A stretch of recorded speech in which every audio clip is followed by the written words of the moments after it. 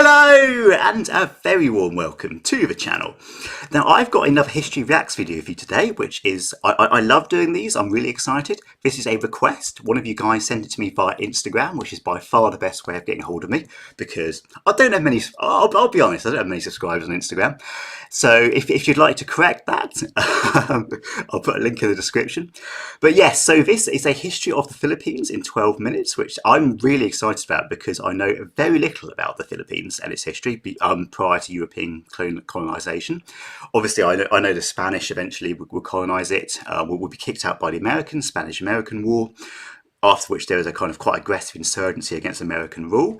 Later, I know the Philippines was occupied partly or largely by Japan in the Second World War. General Douglas MacArthur, with the original "I'll be back," and the famous American general.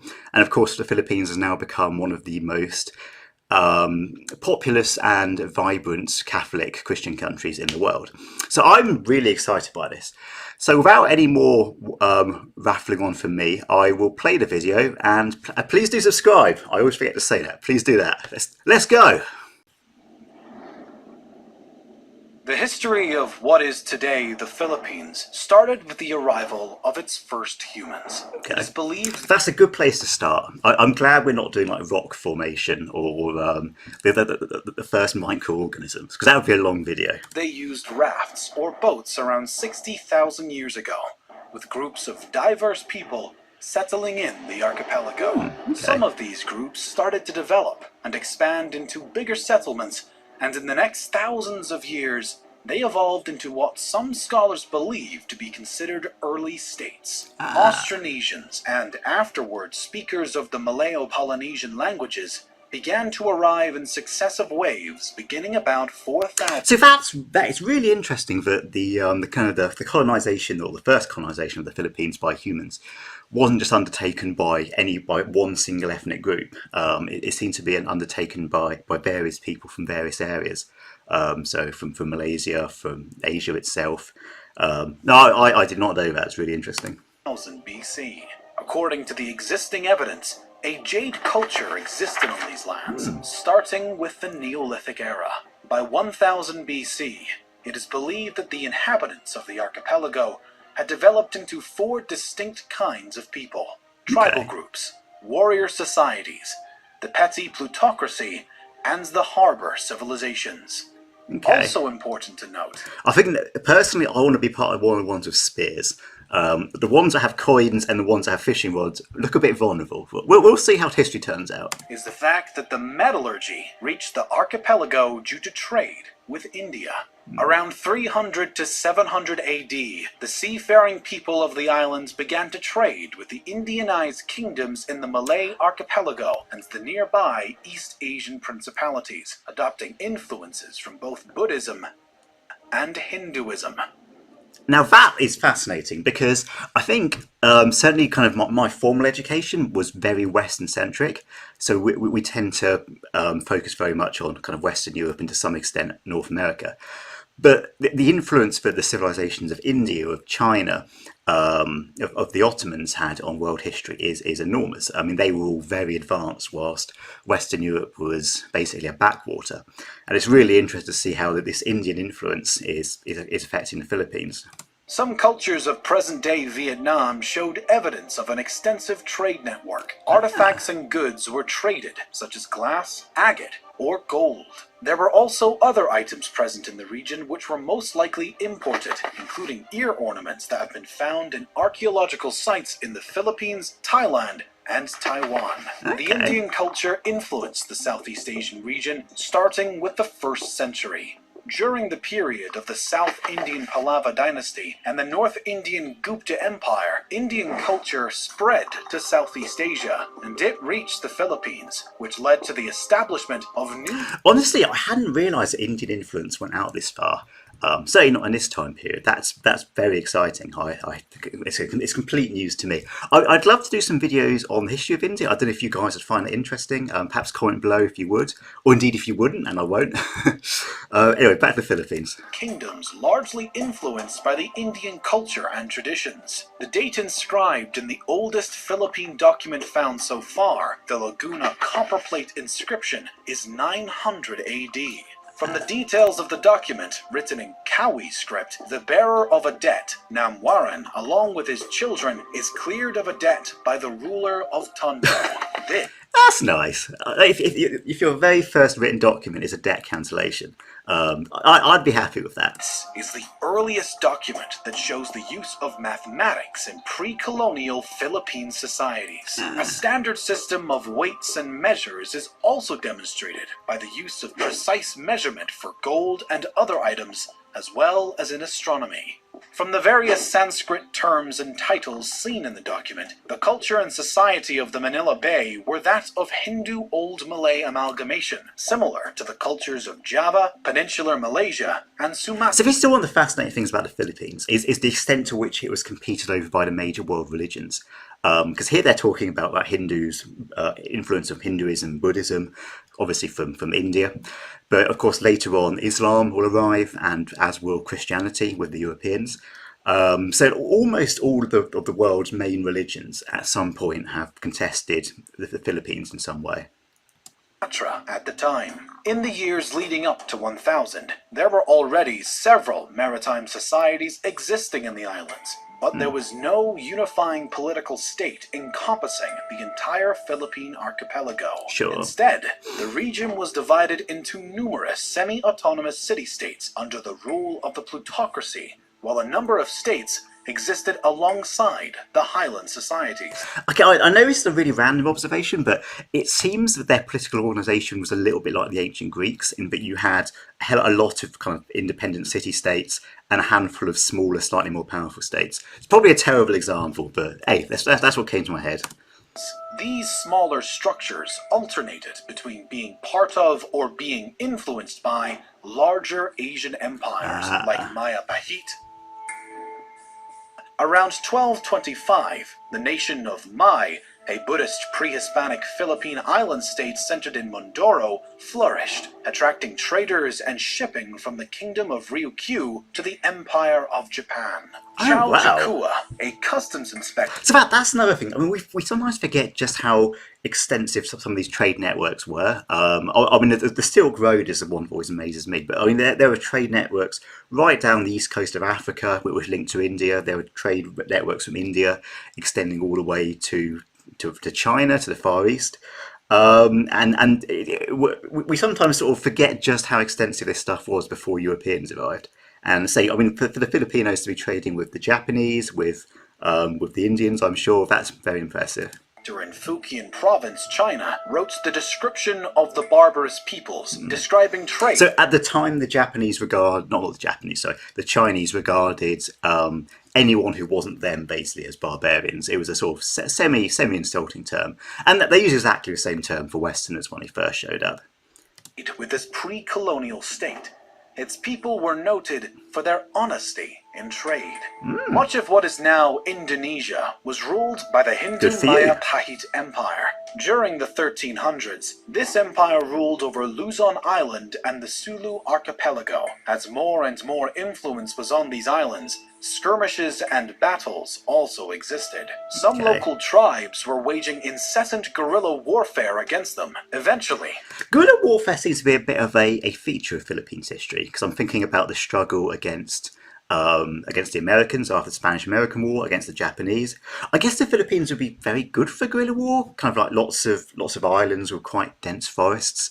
Might make it quite suitable, but I'm just speculating at this point. The kingdoms of Luzon regained independence from Maya Bahit after the Battle of Manila, 1365. Ooh. Sulu also... That's it too. So Manila was already a settlement, obviously Manila being the present capital of the Philippines, was already a city going back pre-European colonization. That's interesting. No, this kingdom of Sula sounds fascinating. Also, I'd like to know more about this empire. I don't know if it's what its religion is. I feel I should know more. I'll have to Google that later. Re-established independence, and in vengeance assaulted the Mayapahit province of Brunei before a fleet from the capital drove them out. The start of the Islamic era in Indonesia set the collapse of the Mayapahites as its provinces eventually seceded and became independent sultanates.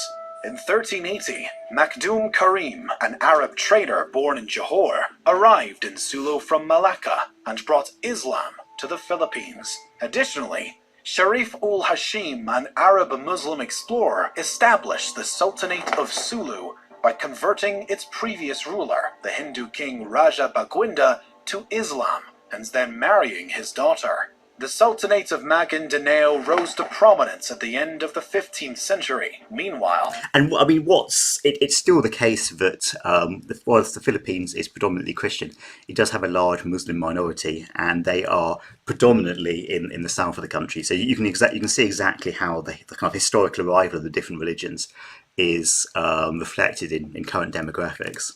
The religion was introduced to the area by Muslim missionaries and traders from the Middle East, Indian, and Malay regions who propagated Islam to Sulu and Maguindanao. As before, when Buddhist and Hindu cultures influenced the archipelago, the same case happened with the Muslim culture. Upon the secession of... So that's four of the world's great religions. One more to come. No, three of the world's great religions. One more to come. Brunei from the Mayapahit Empire, they imported the Arab emir from Mecca, Sharif Ali, and became an independent sultanate. The new religion started to grow roots in the Philippines through conquest and conversion. So this dude came all the way from Mecca just to help rule the Philippines? Really? I mean, I don't know if I know that it's a title, but did he actually come from Mecca? Because if so, that is incredible. Local leaders in the next decades. Moreover, Islam was further strengthened by the arrival to the Philippines of traders and proselytizers from Malaysia and Indonesia. Okay. Here come the Europeans. 1521. The Spanish reached the archipelago through the expedition around the world, led by Portuguese-born Spanish explorer Ferdinand Magellan. Claiming the islands he saw for the Spanish Empire, he established friendly relations with some of the local leaders and converted some of them to Roman Catholicism. Because the Philippines are a large archipelago, the Spaniards started to explore many islands. However, the explorer Ferdinand Magellan was killed during the Battle of Mactan against the local ruler Lapu-Lapu. Over the next several decades, other Spanish expeditions were dispatched to the islands. In 1543, an expedition was led to the islands, naming them Philippines, in honor of Philip of Austria, who became Philip II of Spain on January 16th. I did not know that. He was named after Philip of Austria. No, that's really interesting. 1556. The name was then extended to the entire archipelago later on in the Spanish era. European colonization began in earnest when Spanish explorer Miguel Lopez de Legazpi arrived from Mexico in 1565 and formed the first European settlements in Cebu. I mean, it's crazy just how big the Spanish Empire was. I suppose it was the first of the great maritime empires. I mean, you'd had empires before which had maritime forces, so the Venetians, the Ottomans, but the Spanish was the first one where it was an empire based on being maritime, where the land component of it was actually pretty small. I mean, it's not much more than Spain itself, I suppose the Spanish Netherlands. But the vast majority of the territory was only reachable via boats. So it was a kind of new type of empire, and obviously Europe would go on to create quite a few of these. Through diplomatic and military annexation of some lands, incorporating local states including the Kingdom of Tondo, the Spaniards established Manila as the capital of the Spanish East Indies. In 1578... I'll be interested to know how many Spanish settlers arrived. I'm guessing not that many. I mean, did the Spanish basically constitute almost a new ruling class? But the mass of the population remained the same, or was there actually substantial Spanish immigration? If you know the answer, please comment below, because I'd be fascinated. The Castilian War erupted between the Christian Spaniards and Muslim Bruneians over control of the Philippine archipelago. The Christian troops were so diverse due to generally being made up of people under the Spanish rule, including Native Americans, namely Aztecs, what? Mayans, and Incas. Wait, sorry, the Spanish recruited Native Americans to fight in Aztecs, Mayans. Oh no, so I suppose that kind of makes sense. It shows how strong the Spanish Empire is, but they can ship people from one part of the empire to another to fight. But that's incredible. I had no idea there were Aztecs and Incas fighting for Spain in the Philippines. Who were gathered and sent from Mexico and South America to be led by Spanish officers that had worked together with native Filipinos in military campaigns across Southeast Asia. The Muslim side was also very diverse though. They were supported by the Ottoman Empire, with their troops consisting of Malay warriors and expeditionary forces sent by the Ottomans, which included mainly Turks, Egyptians, Swahilis, Somalis, Indians, and others. So if you take the furthest point in each empire, so if the Spanish recruiting from Central America and the Muslim army is recruiting from the Ottoman Empire, I mean, the distance between one end of the Ottoman Empire to the other end of the Spanish Empire, that must be over half the world, I'm sure. That's, wow, mind blown. Conflict ended with a status quo antebellum. Just 20 years after the conquest of Luzon, remarkable progress existed in the work of colonization of the islands and the spread of Christianity. A cathedral was built in the city of Manila with an episcopal palace. Other monasteries and churches were built across islands, and more people started to convert to Christianity. Furthermore, Spanish and Mexican families settled in the new lands, creating stronger communities. Much of the archipelago came under Spanish rule, creating the first unified political structure known as the Philippines. Spanish colonial rule saw the introduction of Christianity, the code of law, and the oldest modern university in Asia. So that is interesting, the role that Spanish and Mexican colonists played. But by the sound of things, there was actually quite substantial immigration from Spain and from Spanish Mexico, which I presume has left its mark on kind of the contemporary Philippines.